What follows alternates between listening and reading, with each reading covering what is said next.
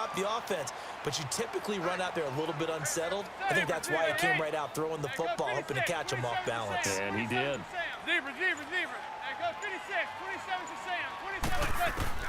On first down, Manning. Oh, he's got a man wide open, complete. And he's going to get this all the way down inside the 35. A good pickup there, a 22.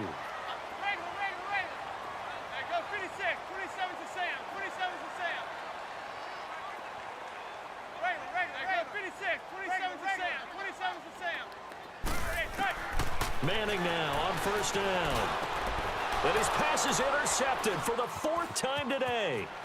Picked off by the linebacker, Manti-Te'o. And he'll take it across midfield to the 46-yard line. He's now thrown 4 interceptions, and I hate to mention this, but he's a guy that has twice thrown 5 in his career in a single game. Hard to believe, isn't it? And the tough part is, playing in this NFL, you don't normally just back off totally from throwing the football, do you? So potential exists for that 5th one to occur. This is caught inside the 15. A gain of 32 that time. We just saw him hit a big play there on a deep post. And most of the time, the post isn't available because usually you have defenders in the middle of the field. If you throw enough curls and crossing routes and underneath routes. And he's got him. It's caught in the end zone. Touchdown, New Orleans. Benjamin Watson, a 14-yard touchdown. And the forced turnover on defense leads to 6 points. Lutz good on the extra point, and the decision to just kick the extra point winds up successful.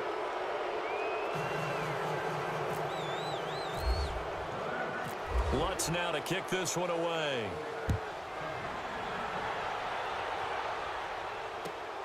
This is taken at the 3. They'll bring it back to just about the 25, call it the 24-yard line. New York set to take the field. And there are parts of their last drive they'd like to emulate. And, of course, they'd like to forget the ending, the interception. But they did put together, Charles, a nice sustained drive to get him down the field. Yeah, and unfortunately for them, the only thing that matters is part 2, right? Because once they threw the interception and finished off the drive, that does them no good to go back and say, well, you know, we had a good one going. Finish things off. That's the only way you can get it done. 27's to Sam. 27's to Sam. Gun. Trying to shake off the interception. He'll look to throw. And nearly another interception. They've been around the ball all game. Well, hey, we got to get in the AFC Week 1 talk. We talked about the NFC and what to look forward to on their schedule, but there's some great AFC games as well. And many people believe the AFC West is as good a division as there is in the NFL. How about this for an opener? The Kansas City Chiefs headed to take on the Los Angeles Chargers. Patrick Mahomes, the new quarterback for KC, has to deal with the pass rush of Joey Bosa and Melvin Ingram of the Los Angeles Chargers. And a second one that catches my eye is Houston at New England. The Texans always trying to measure themselves against the Patriots. Now they get back Deshaun Watson. They get back J.J. Watt and Whitney Merciless, and they take on the defending AFC champs in Foxborough. And one crossover game is pretty interesting. How about Jacksonville against the Giants? What I like about that one is you have a Jacksonville team that came so close to getting to the Super Bowl last year, but they and the Giants have a similar philosophy about how to play the game. They're going to be physical. They want to run the football. So Leonard Fournette for Jacksonville and the rookie for the Giants, Saquon Barkley, they could both get a lot of carries in that game. And last but not least in that one, how about Pittsburgh at Cleveland? People don't think about that game very much, but this has been the summer of the Cleveland Browns in preseason.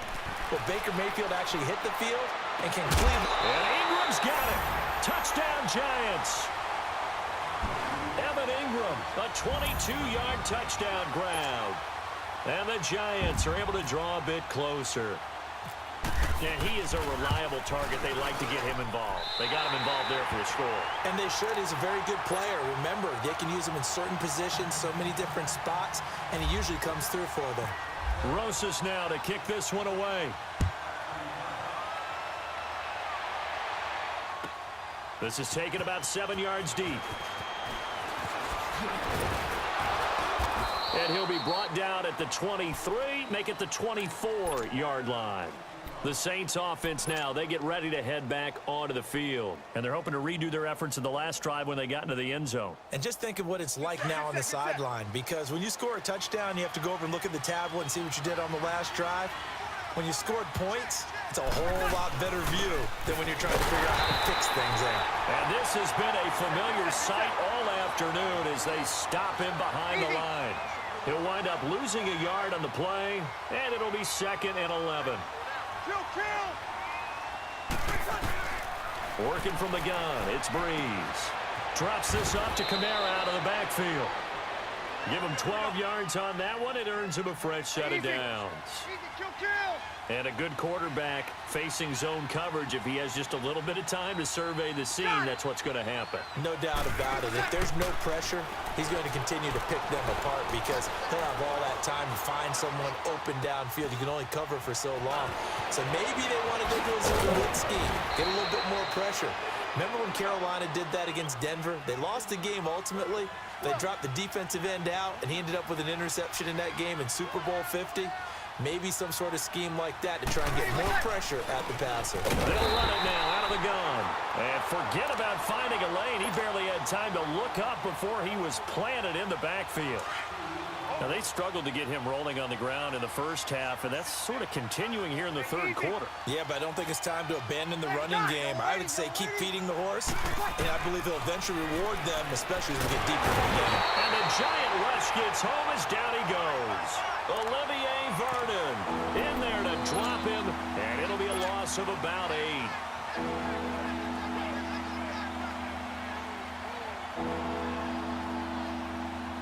Third and long now after the sack of Breeze, and the Saints up against it here.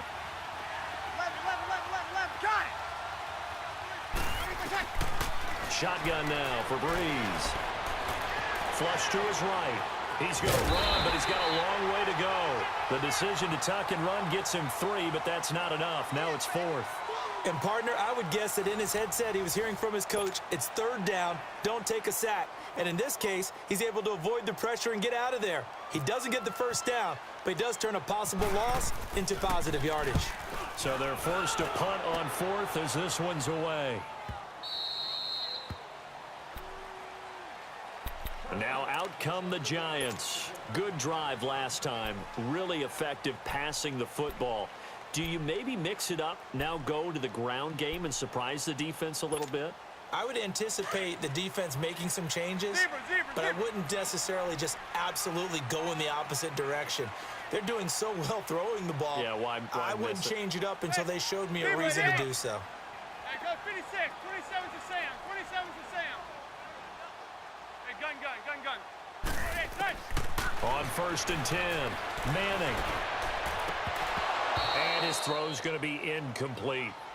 We have not seen a whole lot of wide-open receivers. Everything seemingly has been contested. And that's another nice job there to force an incompletion.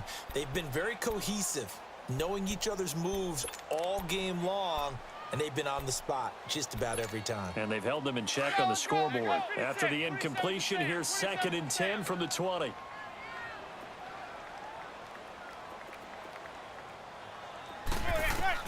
Back to the air on 2nd down. It's Manning. Throwing the out route incomplete. It's Shepard. 8 yards on the completion, but now they face 3rd down. But it appears that they read man defense and went to the out route, and what you have to do on that one is the receiver's got to make sure he works the defender towards the middle of the field to give himself space to cut to the outside and have that ball delivered with good timing, and they got it done. Manning looking to throw on 3rd and 2. And incomplete. The contact made the ball roam free and brings up 4th down. They went with a dime look on defense. 2 extra defensive backs on the field and covered up essentially every blade of grass. That allowed them to disrupt the play. And they're indeed going to go for it here on 4th down. So trailing here in the last quarter. Let's see how this plays out.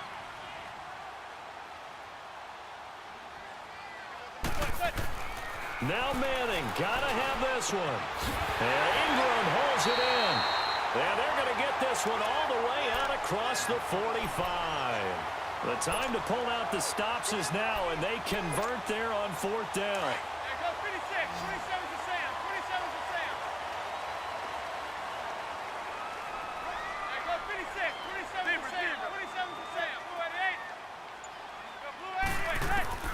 Manning now on first down.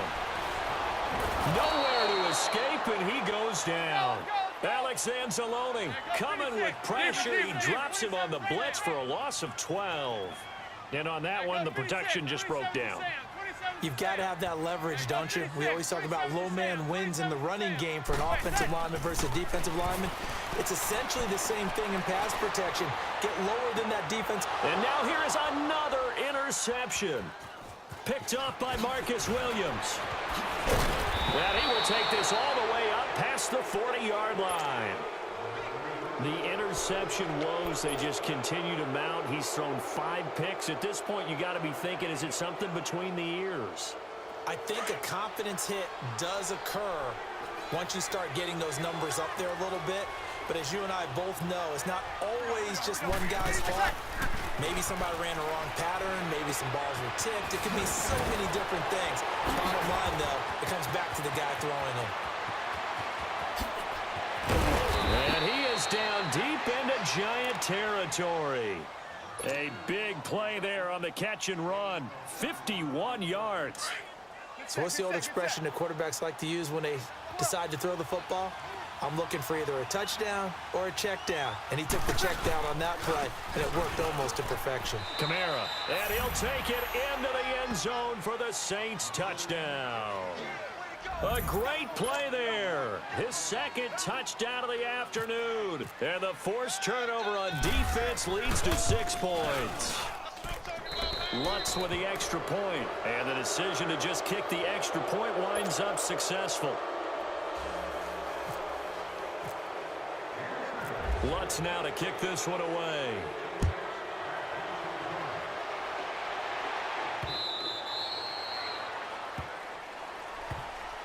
And here comes the Giants offense back out onto the field.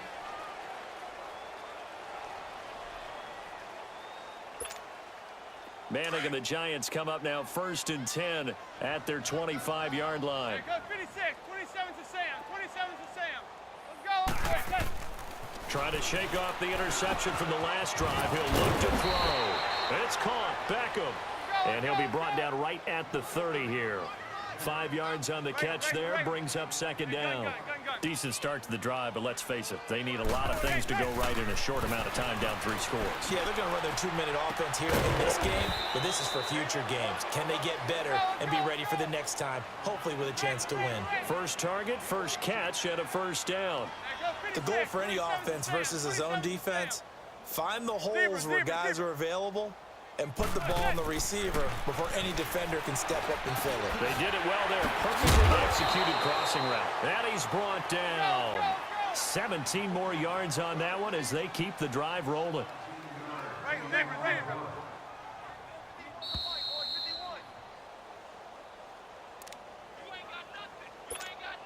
Time for a break. We're back to finish this one off after this.